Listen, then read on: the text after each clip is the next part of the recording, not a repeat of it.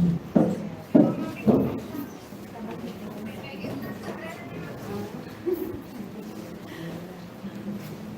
buenos días, amada iglesia. Bienvenidos a este día tan especial, el Día del Señor. También quiero extender un saludo muy especial a todos aquellos que en este momento están conectados vía internet. Así que, hermanos, les invito a que oremos, que nos pongamos de pie y vamos a entregarle esta predicación al Señor. Señor, gracias te damos, buen Dios, por este día tan especial, el día tuyo, el día que tú escogiste, Dios, para que tu pueblo se reúna en torno a ti, bendito Padre. Y hoy nos presentamos delante de ti en sacrificio vivo, santo y agradable, Dios de los cielos a ti. Señor, nos acercamos a ti, mi buen Dios, con la libertad que nos dio nuestro amado Señor Jesucristo, para estar, Dios, en tu presencia. Y aún para decirte, mi buen Dios, que nos perdone. Señor, tú has sido fiel. Tu amor es inconmovible, Dios. A pesar de que nosotros, Señor, te ofendemos a cada momento, a cada instante, Señor, tu amor, papá, tu amor, Señor de los cielos, sigue ahí, Señor, amándonos, porque nos amaste a través de tu Hijo Jesucristo. Por eso, Dios, estamos en tu presencia. Yo le invito, mi amado hermano, que ahí donde tú estás, y lo que nos está escuchando, hable con nuestro amado Padre. En esa intimidad que hemos tenido toda esta semana contigo. Hable con Él para decirle que muestre tu pecado y que en lo más profundo de tu corazón tú quieres confesárselo a Él. Que quiere en este momento que esa vasija, que es tu corazón, aún esté desocupada para que la llene a través de su palabra. Habla un momento con Él. Habla con Él.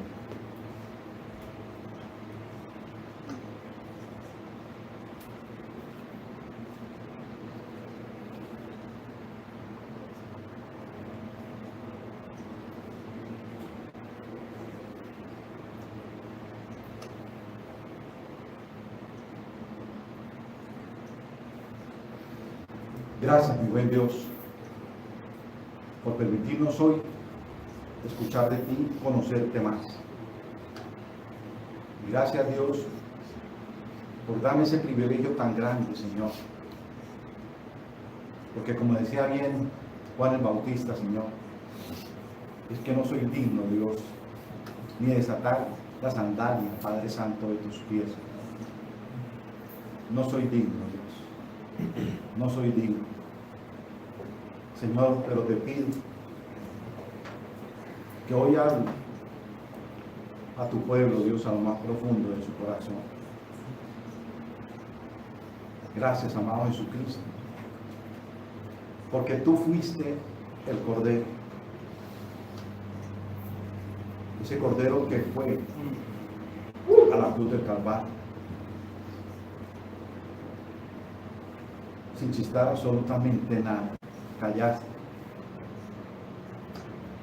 solo pensando en aquellos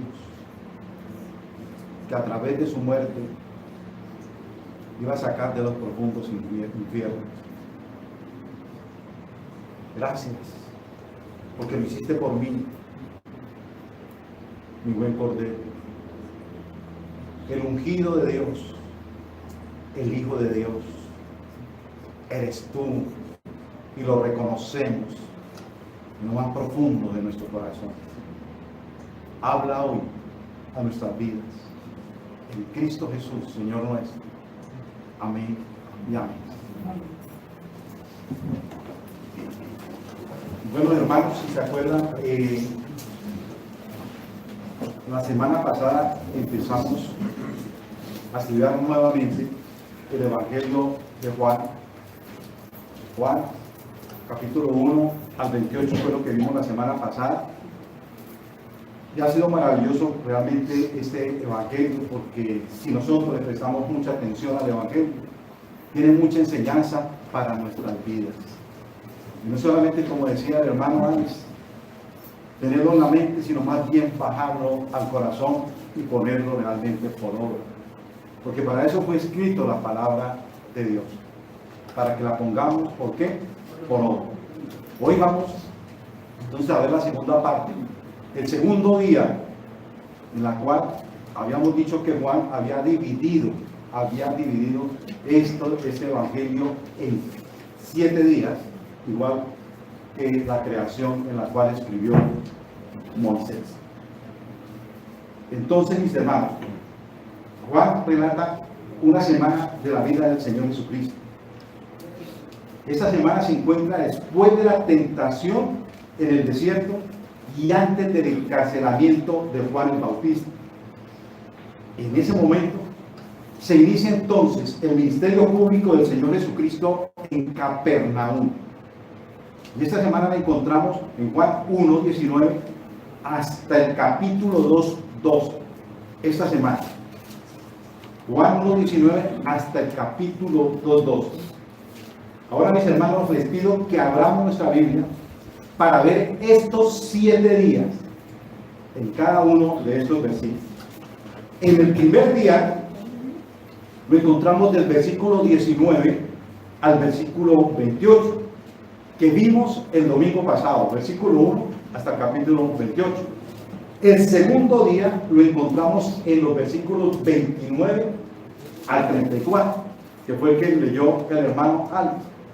El día 3 lo encontramos de los versículos 35 al 42. Los días 4, 5 y 6 se encuentran en los versículos 43 hasta el 51 del capítulo 1. Y el día 7 lo encontramos en el versículo 1 del capítulo 2. En este día se realizaron, ese día, las bodas de Canaán. Aquí entonces, mis hermanos, están los 7 días. Estos 7 días, como he dicho, tienen mucho parecido con los 7 días de la creación, en lo cual Moisés divide los días de la creación en 3 secciones de la misma forma que Juan divide estos 7 días del Señor en 3 secciones. La primera sección en la cual divide Juan son los 3 días en que Juan el Bautista da su testimonio. Esa es la primera sección. La segunda sección, Juan nos muestra los primeros discípulos del Señor Jesucristo que lo aceptaron a él como Mesías. Solamente los discípulos de Juan el Bautista que aceptaron a Cristo como el Mesías. La tercera sección es el día 7. El Señor Jesucristo va a mostrar su gloria a través de una obra milagrosa que solo Dios puede hacer. Ahí están las secciones y están los 7 días. Juan en estos 7 días mostrará entonces lo poderoso que es Dios al hacerse hombre.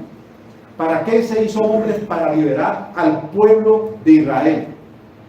Ya no de un enemigo natural, ya no de un Egipto terrenal, sino más bien de un enemigo espiritual llamado pecado y muerte espiritual. Los primeros 3 días los vimos la semana pasada, versículo 1 hasta el 28, perdón. Juan el apóstol entonces nos va a mostrar y va a proclamar ante los judíos y la élite religiosa que el Mesías había llegado.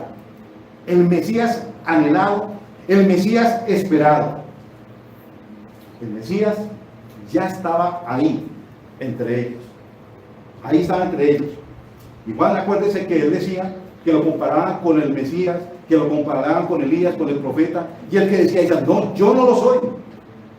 Y era donde él decía, es que yo no soy digno ni de desatar las sandalias de los pies, porque él se comparaba con el esclavo más bajo en la cual había en su época. Una completa humildad de parte del apóstol Juan. Entonces, en el día 2, Juan va a cambiar el escenario un poco. Ahora va a presentar al Señor Jesucristo ante mucha gente, aquellos que lo rodeaban. ya no solamente ante la casta religiosa, la élite, sino solamente aquellos que realmente estaban rodeando a Juan. En el día 2, él les dice, véanlo, este es del que yo les hablé. Vean el Cordero de Dios, véanlo a él, no me vean a mí. Y el día 3, Juan el Bautista, ante sus discípulos les dice, sigan, pero sigan al Cordero de Dios, no me sigan a mí. ¿Por qué? Porque los discípulos de Juan estaban siguiendo a Juan, pero Juan en su humildad dice, no, a mí no me sigan, míralo ahí está, el Señor Jesucristo que viene por usted, ¿para qué? Para el perdón de pecados. Déjenlo a él, síganlo a él, no a mí. El día 3 el mensaje es, sigan al Mesías, ese es.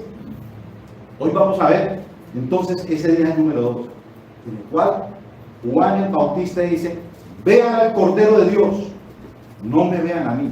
De por sí, es el título del sermón que he puesto en este día. Entonces, en este día Juan el Bautista hace 4 declaraciones, hermano, 4 declaraciones acerca de Jesucristo. La primera, lo presenta como el Cordero de Dios, la primera declaración. La segunda, lo presenta como el Dios eterno. La tercera declaración lo presenta como el ungido de Dios. La cuarta declaración lo presenta como el Hijo de Dios. Estas 4 declaraciones las vamos a ver en el día de hoy. Vamos a ver entonces la primera declaración. Jesús como el Cordero de Dios, que lo vemos en el versículo 29. Dice la palabra de Dios, el siguiente día, vio Juan a Jesús que venía a él y dijo, he aquí el Cordero de Dios que quita el pecado del mundo. Después de 40 días el Señor Jesús es tentado, y después de evidenciar su victoria sobre la tentación, Él es servido por los ángeles. Posteriormente, empieza a descender por las montañas rocosas del desierto de camino hacia Juan. Fue a buscar a Juan, el cual aún Juan estaba bautizando y proclamando el reino de Dios en Betábara. En ese mismo momento, Juan se encontraba en un interrogatorio por parte de la delegación que enviaron los judíos. Esto lo vimos en el domingo pasado. En este segundo día, Juan dice que vio a Jesús que venía hacia él. Pareciera que lo estuviera esperando y que saliera al escenario. Hermano, este es el punto más elevado y más crucial del profeta, ya que había venido anunciando a las personas de Israel que el reino se ha acercado, que viene su rey. Pero este día, ese día en especial, va a presentar a su rey de forma pública. Hasta ese momento, nadie sabía que el Señor Jesucristo era el Mesías. Nadie lo sabía. Juan el Bautista lo sabe. Este que viene no solamente ha sido ungido por el Espíritu Santo, sino que también ha salido vencedor en la prueba de la tentación, para demostrar que Cristo no podía pecar. No fue para ver si Cristo podía pecar. ¿Me entienden la frase? Para demostrar que Cristo no podía pecar. No fue para ver si Él podría pecar, porque Jesús no podía pecar. Así que Juan el Bautista, ahora al ver a su rey que había anunciado, ahora al ver a su rey, al tenerlo cara a cara y en medio de mucha gente, le dice a la gente, he aquí el Cordero de Dios. El Cordero de Dios que quita el pecado del mundo. Hermanos, esto es algo grandioso. ¿Por qué? Porque la gente estaba esperando que Juan lo diera a conocer, porque él ya había dicho que él estaba entre ellos, que el rey, el Cordero de Dios, estaba entre ellos. Todos entonces están a la expectativa. Todos entonces están esperando la presentación del Mesías. Ellos estaban ansiosos por conocer al Mesías. El Mesías anhelado, el Mesías profetizado. Juan lo ve de lejos y les dice: vean al Cordero de Dios, está ahí, véanlo a él. Para la gente judía reunida en ese momento, Juan hace referencia del Cordero de Dios, que para ellos puede significar muchas cosas. ¿Por qué? Primero, ¿qué entendían ellos con el Cordero de Dios? ¿Qué había en la mente de estos judíos? Tal vez les pueda recordar ese primer animalito, ese animalito inocente, muerto en la historia de la humanidad, que sirvió ¿para qué?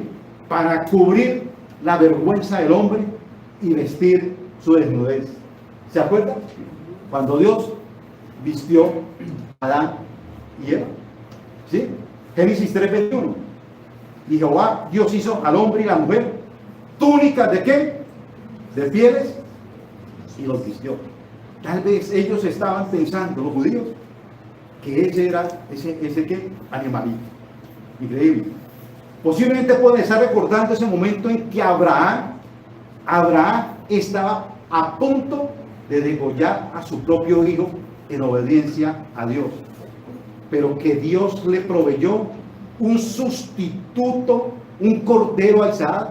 ¿Para qué? Para que no muriera.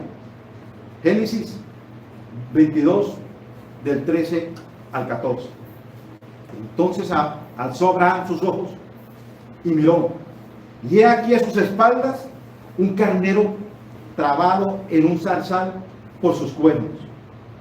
Y fue Abraham y tomó el cordero y lo ofreció en holocausto en lugar de su hijo. Y llamó a Abraham el nombre de aquel lugar: Jehová proveerá, Jehová Jireh. Por lo tanto, dice hoy: en el monte de Jehová será provisto. Mis hermanos, el punto central de esta historia no es Isaac, no es Abraham, es el cordero, la provisión que Dios da para Isaac, el hijo de la promesa, para que el hijo de la promesa no muriera. Ahora, cuando Juan el Bautista les dice: he aquí el Cordero de Dios, tal vez lo relacionaron con ese suceso. Ese día en que Abraham proclamó el nombre de Jehová Jireh. Esto viene a ser realmente el punto central de esta historia. Recordemos que Abraham era un profeta. Él no estaba pensando en lo que acababa de ocurrir, que Dios proveyó un corderito. Él era profeta. Más bien Abraham, con sus palabras, está profetizando la venida del cordero que Jehová Dios proveería para ser el sustituto de todos los hijos de Abraham. Los hijos según la promesa. Mis hermanos, ¿y esos somos? Nosotros. La gloria sea ¿para quién? Para Dios, mi hermano. Ahora otra cosa que posiblemente pudiesen pensar los judíos de esa época, cuando dice ahí aquí el Cordero de Dios, ellos también pueden estar recordando Éxodo 14, cuando se instituye la Pascua. ¿Recuerdan la última plaga, ustedes, mis hermanos de Egipto? ¿La recuerdan? La muerte de los primogénitos de todos los egipcios. Pero antes de que se ejecute esa plaga, Dios instituye la Pascua, donde mataban un cordero y con su sangre ponían ¿qué? Una señal en el dintel de la puerta, para que el ángel de la muerte pasara de largo y no murieran los hijos de los israelitas. Jesús, entonces, ¿es ese qué? Cordero pascual. Es ese cordero de expiación. Y gracias a él, aquellos que están recubiertos por su sangre, mis hermanos, no van a morir. No van a morir. Nosotros no vamos a morir. Nosotros vamos a dormir para cuando venga ese día tan esperado, la segunda venida de nuestro amado Señor Jesucristo, entonces Él nos llevará y viviremos por Él por toda la eternidad. Amén. Amén. Hermano, qué maravilla. Es algo increíble. Entonces, no vamos a morir. El juicio y la ira de Dios no va a caer sobre aquellos que se hayan lavado con la sangre preciosa de nuestro amado Señor Jesucristo. También, mis hermanos, el Cordero de Dios, voy a recordarles el Cordero de expiación, el cual sacrificaban ¿para qué? Para cubrir sus pecados. En el Antiguo Testamento encontramos muchas referencias, el cual Dios proveería para tal fin. Corderos muertos, todos esos corderos, todos esos corderitos, ¿qué era lo que hacían? Prefiguraban el Cordero de Dios, que es su Hijo Jesucristo. Era una prefigura del Cordero de Dios que vendría. Entonces, lo que podemos afirmar es que ninguno de esos animales lograrían quitar el pecado. Todos esos animales solo cubrirían el pecado de la gente.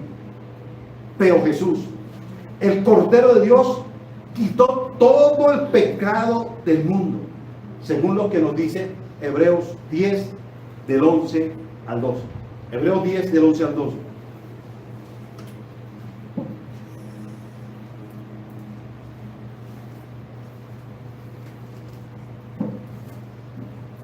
Y ciertamente, todo sacerdote está día tras día ministrando y ofreciendo muchas veces los mismos sacrificios.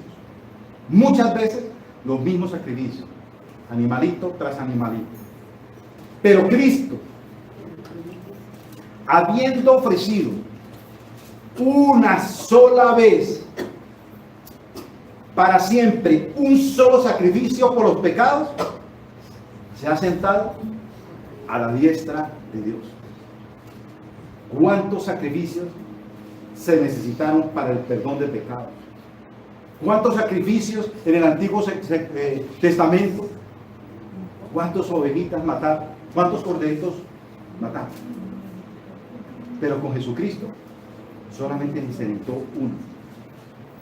Él no presentó varios sacrificios consecutivos. Miren lo que nos dice Hebreos 10:14. Porque con una sola ofrenda, hizo perfectos para siempre a los santificados. Porque por una sola ofrenda hizo perfectos, amén, Señor, para siempre a los santificados. Después, ¿qué está diciendo? Después se sentó a la diestra de Dios. El sacrificio presentado por Cristo, ¿quién fue? Fue Él mismo. Él fue el mismo sacerdote. Él es el sacrificio que se ofrece delante de Dios. ¿Para qué? Para quitar el pecado. Con una sola ofrenda nos hizo, mis hermanos, perfectos para siempre. Una sola ofrenda. Y fue Él mismo. Esto significa que si alguien ha puesto su fe en Cristo, ya no hay más sacrificio. No necesita más sacrificio. Él ya ha sido perfeccionado en Cristo. El hombre que ponga su confianza, su fe en Jesucristo, él ya ha sido perfeccionado en Cristo. ¿Para cuándo? Para siempre, mis hermanos. Ha sido justificado para siempre por la sangre de Cristo. Es lo que nos dice Hebreos 10, del 17 al 18. Añade, y nunca más me acordaré de sus pecados y transgresiones. ¿Por qué? Porque donde hay que remisión. Porque donde hay remisión de estos, no hay más ofrendas por el pecado. Necesitamos hacer más sacrificios. Necesitamos latigarnos las espaldas. Necesitamos de ir de rodillas al matacho. No, hermano, no. No necesitamos nada de eso. Él ya pagó todos los sacrificios. No necesitamos más nada. Solamente darle gloria, honra, alabanza. Amarnos más. Apegarnos más a Él. Obedecer más su palabra. Porque ya Él lo hizo todo por nosotros. Dios nunca más se acordará de nuestros pecados y transgresiones. Nunca más lo hará. Cristo murió. Y si Cristo murió, Dios es justo. Dios ya no nos va a pedir cuentas, porque Cristo pagó por nuestros pecados en la cruz del Calvario. Pues donde hay remisión de estos, no hay más ofrenda por el pecado, porque la ofrenda ya se dio. Cristo, el Cordero de Dios, ya lo dio absolutamente todo. Pero aquí hay un problema, mis hermanos, con referente al pueblo judío. El pueblo judío no estaba esperando un cordero. ¿Qué era lo que estaba esperando el pueblo judío? Estaba esperando era un león. Estaba esperando un rey grandioso que los liberara de la tiranía de Roma. Ellos no querían un corderito. Ellos no querían a alguien manso que muriera. Ellos estaban esperando el cambio de la vieja era por una era nueva, mis hermanos. Pero en el plan eterno de redención, el propósito de Dios es mucho, pero mucho más elevado. Mucho más elevado. Su propósito era liberar a los judíos de un enemigo más peligroso que el Imperio Romano. Era liberarlos del pecado. Era liberarlos de su justa ira. Y solo podía hacerlo a través de su Hijo Jesucristo, que vino a liberar a sus elegidos de sus pecados. Era la única manera. Era la única manera. Hacerse hombre, morir. ¿Por qué? Por nosotros. Porque ¿quién en la humanidad ha podido liberarse de los pecados? ¿No? Solamente nuestro amado Jesucristo pagó un precio por nosotros. ¿Seguimos pecando? Somos pecados, sí. Pecadores, ¿pero qué? Pero pecadores redimidos por la obra de ¿qué? De Cristo.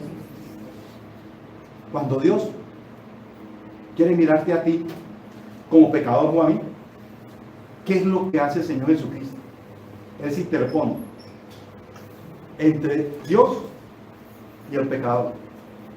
¿Se acuerdan de Moisés? Cuando Dios iba a destruir el pueblo de Israel por su pecado. ¿Y qué hace Moisés? Se pone, me dice Dios, un momentito, ¿cierto? Se dice que va a dar un pueblo y que todo, y le recuerdan. ¿Y qué dice Dios? Bueno, ¿entonces qué? No. Así hace el mismo Señor Jesucristo. Cuando va a destruir a un pecador diciendo, yo ya pagué un precio por este yo morí. Por este realmente yo fui ¿a qué? A la cruz. Dice, bueno, así es nuestro amado Señor Jesucristo. Ahora también los judíos esperaban que la sola liberación de ellos. Pero Juan nos dice en el versículo 29, he aquí el Cordero de Dios que quita el pecado ¿de qué? Del mundo. Ellos pensaban que solamente Jesucristo había muerto porque por el pueblo judío. Pero Juan dice, no, hubo un momentito. El Cordero murió, ¿por qué? Para quitar el pecado del mundo. El Cordero iba a quitar el pecado del mundo. No solamente de ellos. Ellos creían que en el pacto las promesas de Dios solo eran para ellos únicamente. Ahora, mis hermanos, usted se estará preguntando, ¿entonces Jesucristo murió por todo el mundo? ¿Entonces Jesucristo murió por todo el mundo? Permítanme, mis hermanos, explicar esta palabra mundo. Muchos creen que el Señor Jesús vino a quitar el pecado de todos los que existen y que van a existir. Esto es conocido como la expiación universal. Conocido como la expiación universal. Nuestra posición Como bautistas reformados, creemos que es una expiación particular. Cristo no vino a derramar su sangre por todos, sino solamente por todos los elegidos de Dios antes de la fundación del mundo. Bien claro lo dice Efesios 1:4. Efesios 1:4.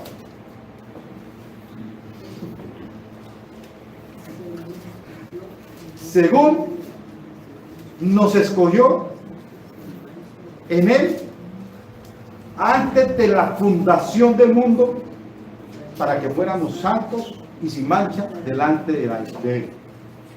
Noten la palabra aquí, escoger. Él nos escogió. Y si Él está diciendo que escogió, está relacionado con seleccionar.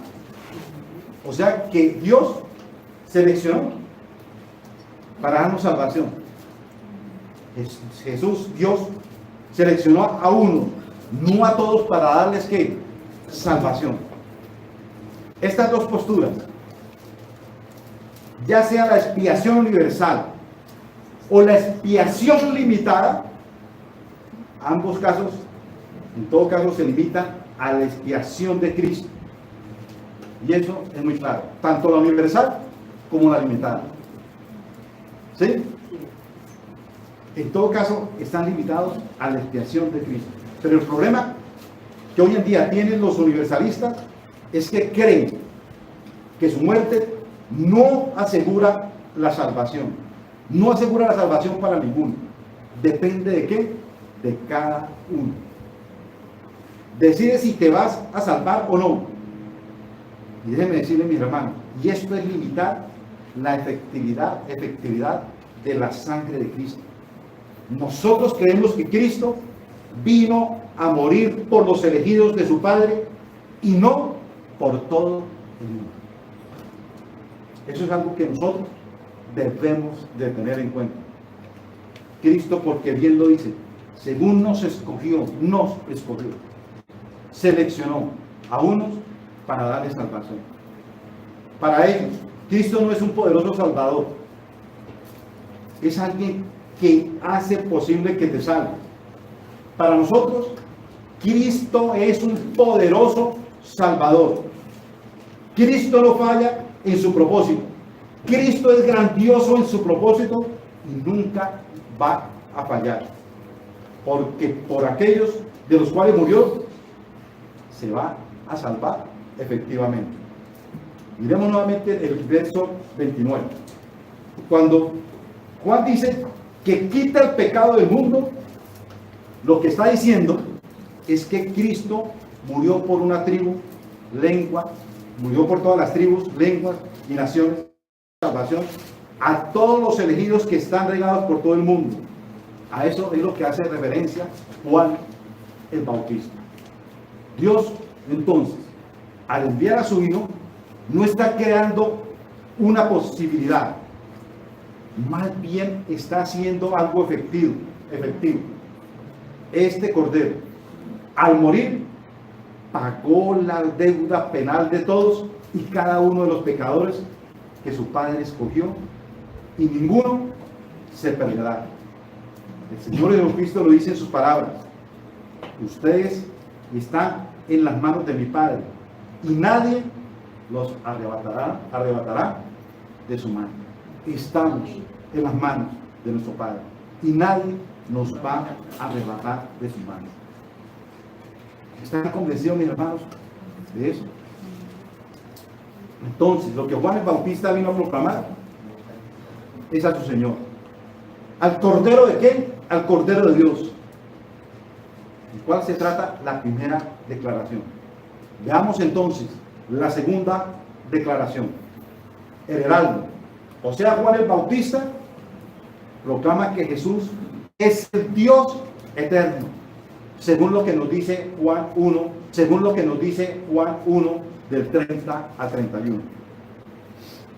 Dice Juan: este es aquel de quien yo dije, después de mí viene un varón, el cual es antes de mí, porque era primero que yo, y yo no lo conocían.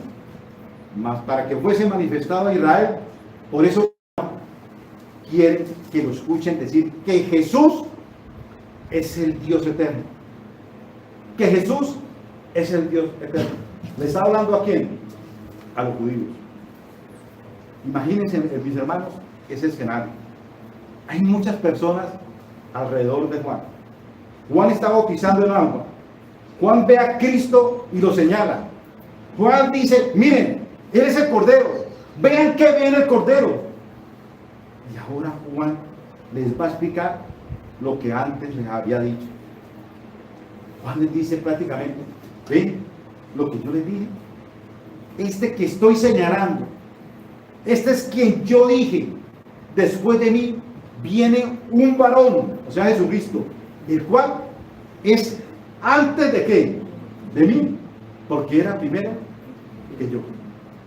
Pues estas palabras se estaban refiriendo al Señor Jesucristo, al Eterno.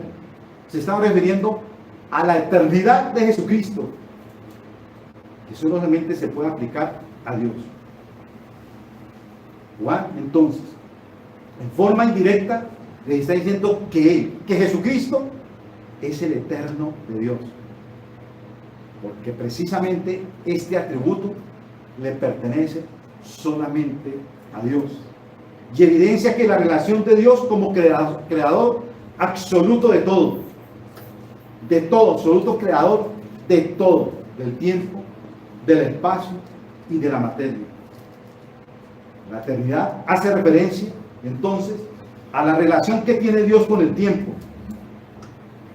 Y esto, mis hermanos, era un misterio para ellos en ese tiempo. Juan está diciendo que este hombre, el cual él está señalando, es el Eterno.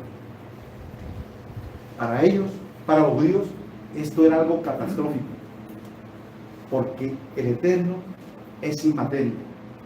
Está diciendo que el Eterno, este hombre, entró en el tiempo. Juan está diciendo que este Jehová, el eterno Dios. Por eso mismo Juan el Bautista dice que él es menor y Cristo es mayor, porque Cristo no fue creado, mientras que Juan sí fue creado. Él está diciendo que este hombre es creado. Claro, ellos estaban mirando a quién, a un ser que humano, común y corriente, igual a qué, a todo. En cambio, Jesús es Dios eterno. El Eterno ahora vino a morar entre qué, entre el pueblo. Él es el Emmanuel, es Dios con nosotros. Ahora el eterno Dios invisible, inmutable, se hace ¿qué? Visible. El inmutable se hace visible. El Dios infinito toma un cuerpo finito que tiene un inicio de tiempo. La segunda persona de la Trinidad tiene naturaleza divina, pero ahora ha tomado una naturaleza humana. Ha tomado una naturaleza humana. Juan 31. Dice la palabra del Señor: yo no le conocía. Mi razón por el cual yo bautizaba en agua era para que fuesen manifestados a Israel. Pero déjenme decir que si uno se pone a pensar, dice como que Juan estaba diciendo que no lo conocía. ¿Sí? Seguro el pueblo judío estaba diciendo, pero ¿cómo así? Que Juan no conocía a Jesucristo, porque Jesús era un hombre común y corriente. Además, Jesús era el primo. ¿De quién? De Juan el Bautista. Lo conocía entonces como ¿qué? Como humano, pero no le conocía como Mesías. Pero por medio del bautismo de arrepentimiento, Israel sí le podía conocer. Entonces veamos la tercera declaración, que lo encontramos en los versículos 32 a 33.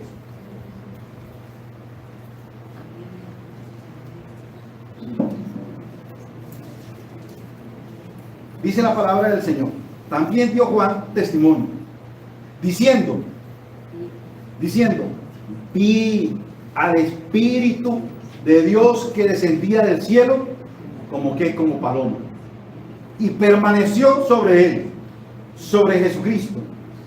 Y yo no le conocía, pero el que me envió Dios a bautizar con agua, aquel me dijo: sobre quien veas descender el Espíritu y que permanece sobre él, ese es el que bautiza con el Espíritu Santo. Juan está relatando el bautismo del Señor Jesús, lo que pasó realmente ese día. Eso lo vamos a encontrar nosotros en Mateo 3 del 16 al 17. Mateo 3 del 16 al 17. Dice la palabra del Señor: y Jesús, después de que fue bautizado, ¿por quién? Por Juan, subió luego del agua, y he aquí los cielos le fueron abiertos, y vio el Espíritu de Dios que descendía como paloma y venía sobre él. Y hubo una voz desde el cielo que decía: este es mi Hijo amado, en que tengo complacencia. Este bautismo del Señor Jesucristo fue antes de la tentación. ¿Sí? ¿Se acuerdan? Juan el Bautista vio que desde el cielo el Espíritu Santo descendió como paloma sobre Jesús, el cual es el ungido de Jehová. Y eso es lo que el apóstol Andrés le anuncia a Pedro en Juan 1:41. Andrés le dice a Pedro: hemos hallado el Mesías. La palabra Mesías en hebreo significa ungido, que para nosotros hoy es Cristo, el ungido, Cristo. Juan está recordando el día en el que Dios ungió al Señor Jesucristo para realizar su oficio como profeta, como sacerdote y como rey de todos los elegidos. Jesucristo para nosotros es profeta, sacerdote y rey. Profeta, sacerdote y rey. Después de ser ungido en su bautismo, Jesucristo no recibe el Espíritu Santo por medida.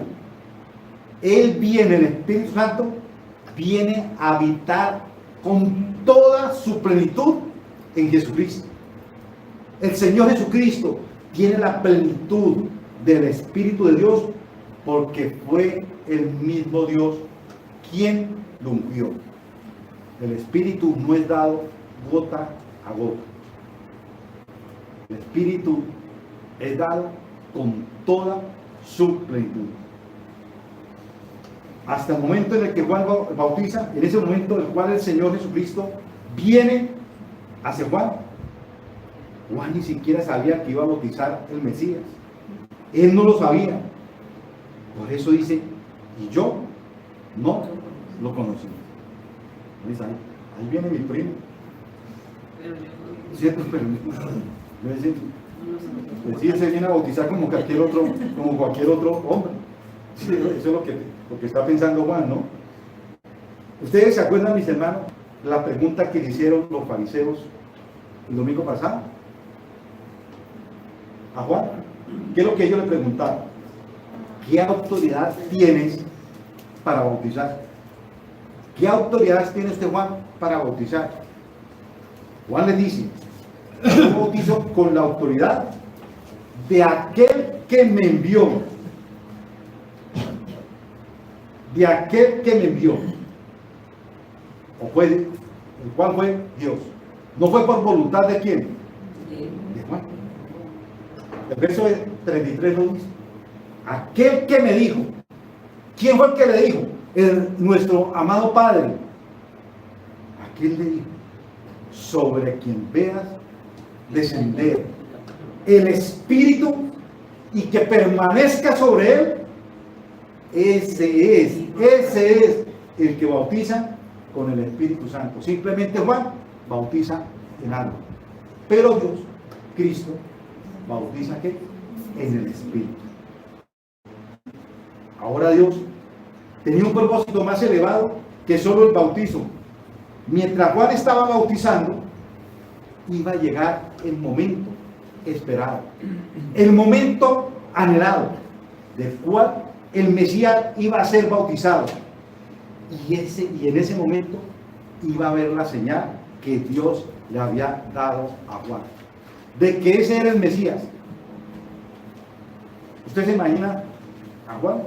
Pues Dios le iba a hablar a Juan, dice a usted. Entonces yo me imagino a Juan, ¿será esto? ¿O no será esto? ¿Será que este es el que me dijo que? El Señor. Eso yo me imagino el corazón de Juan. ¿Ahí qué? ¿Es cierto? ¿Ahí qué? Él todavía no conoce el Mesías. Conoce a Jesucristo como persona, como cualquier otro hombre. ¿Y qué es lo que estaba esperando Juan? La señal que Dios le había dado.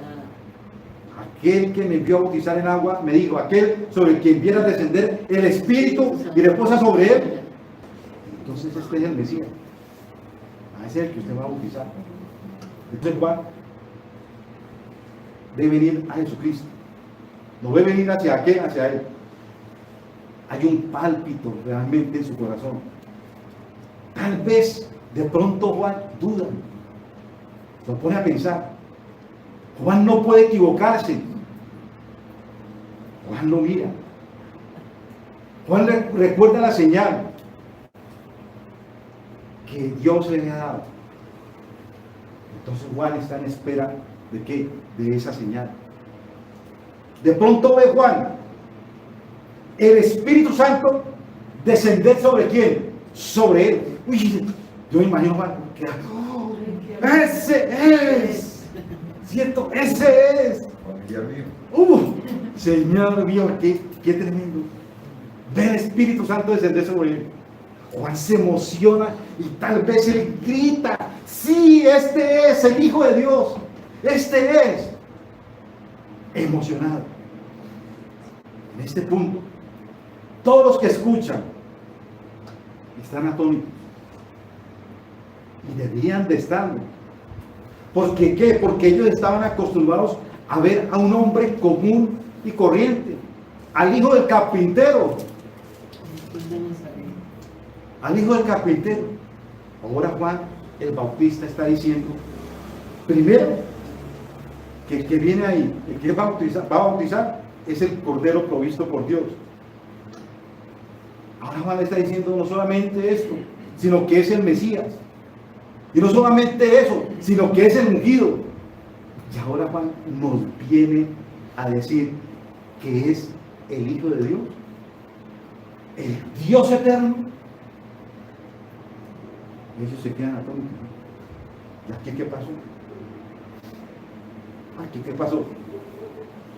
Esto tal vez no hubiera causado asombro, ya que todos los judíos de la época creían ser hijos de Dios. Pero que diga Juan que él es el Hijo de Dios, del mismo nivel de Dios, es decir, aquel que ve con sus ojos tiene la misma naturaleza de Jehová. Eso es muy diferente. ¿Usted está diciendo, Juan, eso? Que él es el Eterno, que tiene la misma naturaleza de Dios. Ellos están sorprendidos. Ahora, Juan el profeta, era la persona con más privilegio hasta ese momento. Juan tuvo la revelación que ninguno de los profetas antes tuvo. Todos los anteriores miraron la sombra del Hijo de Dios. La sombra, pero no miraron al Mesías. Ellos profetizaban que un día vendría el ungido, el Mesías, el Hijo de Dios. ¿Cierto? Pero miren lo que hace Dios con Juan. Ellos solamente miraron la sombra de Dios, pero en Juan se le dio el cumplimiento de las promesas del Antiguo Testamento. Juan vio el cumplimiento de los tipos y sombras del Antiguo Testamento. Juan vio y entendió que frente a él estaba aquel que lo libraría de sus pecados, que quitaría el pecado.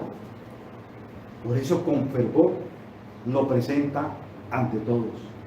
¿Como qué? Como el Hijo de Dios. Como todos nosotros lo somos. Aquellos que creen en Dios somos los hijos de Dios. Nadie lo conocía hasta ahora. Nadie lo conocía. Ahora muchos conocen a Jesucristo, el Cordero, el Eterno, el Ungido y el Hijo de Dios. Su heraldo, o sea, Juan, el que iba a anunciar lo que es el oficio de un heraldo, la venida del Rey, el que prepara la llegada del Rey, ha cumplido su labor. Prácticamente Juan dice: cumplí mi misión. Dejen de verme ahora a mí, ahora véanlo a Él, vean al Cordero de Dios. Y le dice al pueblo: yo no soy importante. El importante, ¿quién? Es Él. Es Él. Tremendo, hermano, esto. Yo me quedo a mirar la humildad de Juan. Semejante privilegio que él tenía de ver cara a cara al Mesías. Los otros sí lo habían profetizado, pero no tuvieron esa linda oportunidad de verlo. Eso es algo maravilloso, extraordinario. Veamos ahora, mis hermanos, las aplicaciones. Juan nos dice lo que debemos hablar al momento de presentar el Evangelio. Juan nos está diciendo cómo es que nosotros debemos de hablar a presentar el Evangelio. Un Evangelio centrado en ¿quién? En Jesucristo. Presentar al Señor como el Cordero de Dios, el eterno Dios, el ungido de Dios, el Hijo de Dios. Y todo el mundo, mis hermanos, debe de saber esto. Si no es así, entonces eso no es evangelismo.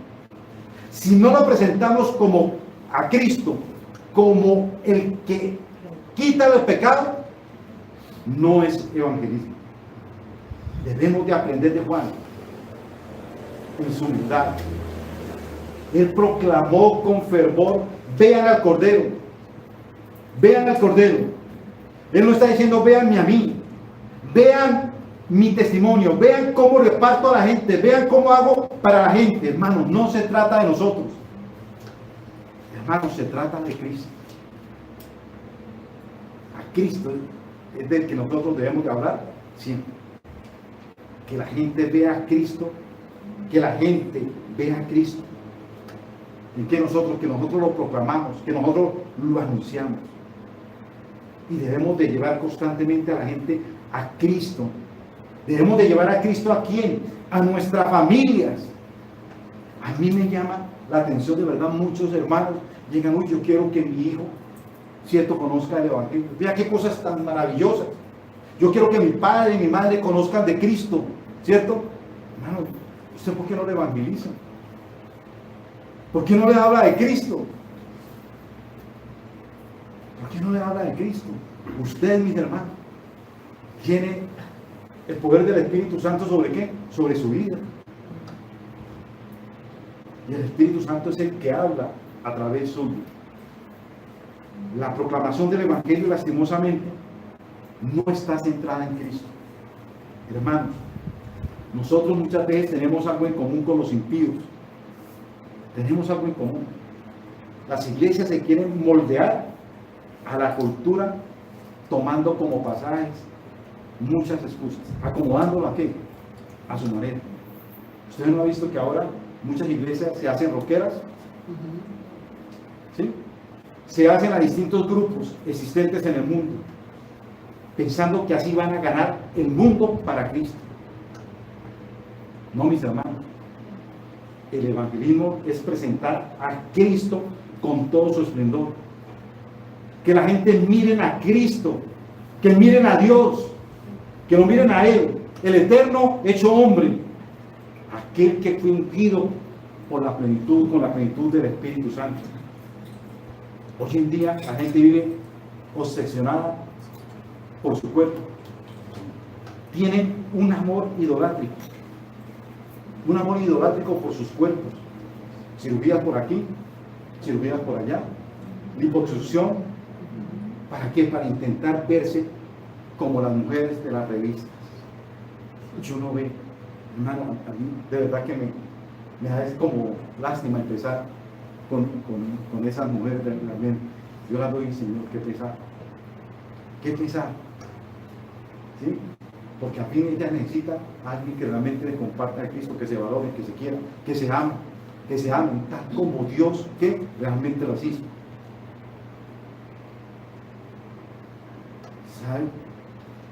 ¿Saben por qué? ¿Qué es lo que realmente Dios vio?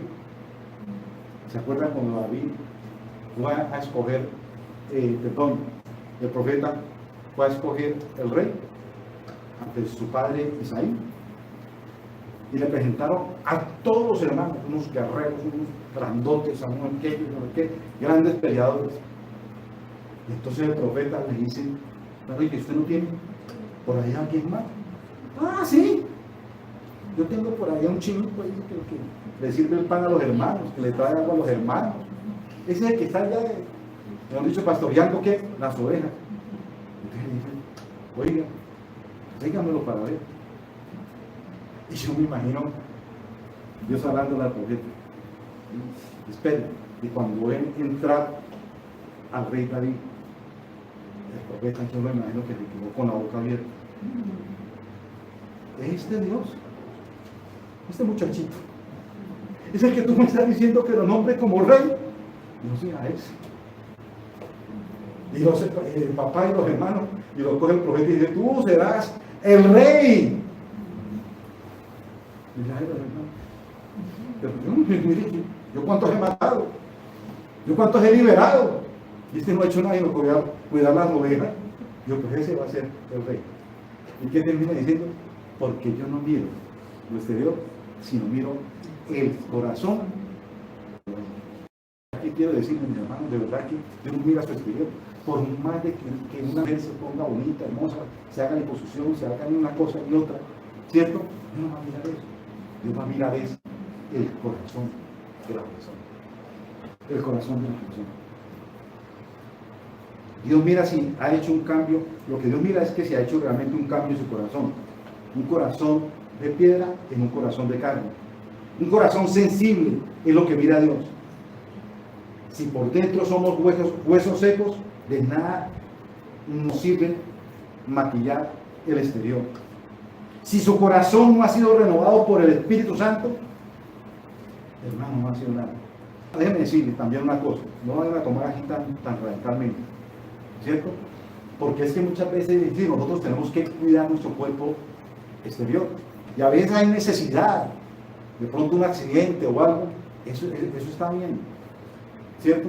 Eso está bien, pero que una persona también, una mujer realmente se quiere transformar, eso ya es vanidad. ¿Vanidad de qué? De vanidad. Eso no está de acuerdo con Dios. Mire, hermano, acuérdese de lo que Dios mira, es su qué, su corazón. Si realmente fuiste bautizado con el Espíritu de Dios, hermano, déjeme decirle que tú eres igual de hermoso que Cristo. Si fuimos bautizados por el Espíritu de Dios, nosotros somos, mis hermanos, igual de hermosos a Cristo. ¿Ante los ojos de qué? De Dios.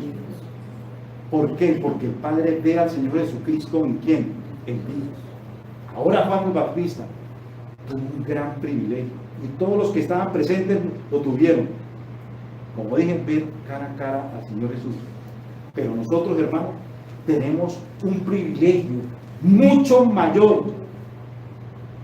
¿Por qué? Porque tenemos la palabra profética más segura. La revelación de Dios por escrito completo en nuestras vidas. Hermanos, entonces, no te quites ese privilegio de ver a Jesucristo. Todos los días, ¿a través de qué? De la palabra de Dios. Así como Juan lo vio cara a cara, podemos ir todos los días al trono de gracia de Dios y mirar que lo hermoso que es el Señor Jesucristo.